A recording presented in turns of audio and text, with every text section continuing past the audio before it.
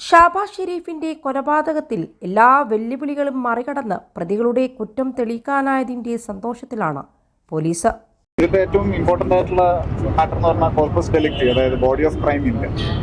Body of crime corps ഇല്ല എന്നല്ല, ഏത് കാര്യമാണെങ്കിലും നടന്ന സംഭവമില്ല. ഇപ്പോൾ 302 ചാർജ് കൊടുത്ത 304 പാർട്ടികളിലേക്കാണ് കണക്ഷൻ വന്നിരിക്കുന്നതെങ്കിലും അതിൽ മനസ്സിലാക്കേണ്ട പോയിന്റ് എന്ന് പറയുന്നത് ഈ വ്യക്തിക്ക് ഈ രീതിയിലുള്ള ധാരണാന്ത്യം സംഭവിച്ചിട്ടുണ്ട് എന്ന് കോടതി മനസ്സിലാക്കി. കേരളത്തിന്റെ ചരിത്രം എടുത്താലും ഇന്ത്യയുടെ എടുത്താലും വളരെ റെയറായിട്ടാണ് ഇങ്ങനെയുള്ളൊരു നിമിഷം വരുന്നത്. ഇതിൽ അപ്പോൾ ഈ കേസ് റിപ്പോർട്ട് ചെയ്യുന്ന എല്ലാവർക്കും അറിയാം, തിരുവനന്തപുരത്ത് നിന്ന് സ്റ്റാർട്ട് ചെയ്ത് പിന്നെ അങ്ങോട്ടേക്ക് ഇവിടേക്ക് വന്ന് ഒരുപാട് ആംബിഗ്വിറ്റീസ് ഉള്ള ചരിത്രങ്ങളില്ലാത്ത തരത്തിലുള്ള കേസായിരുന്നു. അതിൽ മുന്നേ സൈക്കോളജിസ്റ്റുള്ള ടീം ഔട്ട്സ്റ്റാൻഡിംഗ് ജോബ് ഉണ്ട്. ഇതിൽ ഓരോ പ്രതിബന്ധങ്ങൾ 78ാം ദിവസം ചാർജ് കൊടുത്ത കേസ് കൂടിയാണ്. ഇത് കസ്റ്റഡിയിലാണ് ഈ ട്രയൽ മൊത്തം നടന്നത്. എൻ്റെ inspector Malappuram inspector outstanding job ഉണ്ട്.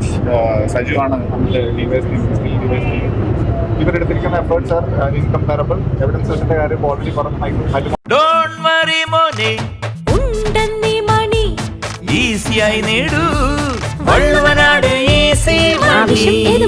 പണം ഞങ്ങൾ തരും. ഒന്നാം പ്രതി ഷൈബിൻ അഷ്റഫ്, രണ്ടാം പ്രതി ഷിഹാബുദ്ദീൻ, ആറാം പ്രതി നിഷാദ് എന്നിവരാണ് കുറ്റക്കാരെന്ന് കോടതി കണ്ടെത്തിയത്. 13 പ്രതികളാണ് വിചാരണ നേരിട്ടിരുന്നത്. 10 പേരെ കോടതി വിട്ടയച്ചു.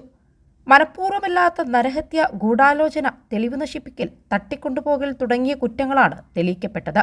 മൃതദേഹമോ അവശിഷ്ടങ്ങളോ കണ്ടെത്താനാവാത്ത കേസിൽ നരഹത്യാ കുറ്റം തെളിയിക്കാനായത് അന്വേഷണ ഉദ്യോഗസ്ഥരുടെ മികവെന്ന് പ്രോസിക്യൂഷൻ എം കൃഷ്ണ നമ്പൂതിരിയും പറഞ്ഞു. 21 ലക്ഷത്തോളം സന്തുഷ്ടരായ ഉപഭോക്താക്കളും 2 ലക്ഷത്തോളം തിമിര ശസ്ത്രക്രിയകളും പൂർത്തിയാക്കിയ മലബാറിലെ ഏക കണ്ണാശുപത്രി Al Salama high hospital, hospital road, Perinthalmanna. ഈ കേസിന്റെ അന്വേഷണത്തിന്റെ തുടക്കത്തില് വളരെ വെല്ലുവിളി നേരിട്ട ഒരു കേസായിരുന്നു. കാരണം സാറ് നേരത്തെ പറഞ്ഞ പോലെ തന്നെ കോർപ്പസ് ഡെലിക്റ്റ് ഇല്ല.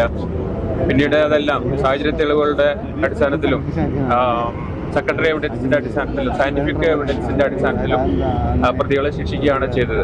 അപ്പൊ അതില് എല്ലാവരും ഒരു ടീമായിട്ട് വർക്ക് ചെയ്തു. പ്രോസിക്യൂഷൻ വിങ്ങും ഇൻവെസ്റ്റിഗേഷൻ ഏജൻസിയും, പ്രത്യേകിച്ച് ഇതിന്റെ ട്രയൽ സമയത്ത് മലപ്പുറം ജില്ലാ പോലീസ് മേധാവിയായ നമ്മുടെ വിശ്വാസ് സാറിന്റെ സഹകരണം എടുത്തു പറയേണ്ടതാണ്. എല്ലാത്തിലും അദ്ദേഹം മോണിറ്റർ ചെയ്തിട്ടുണ്ടായിരുന്നു.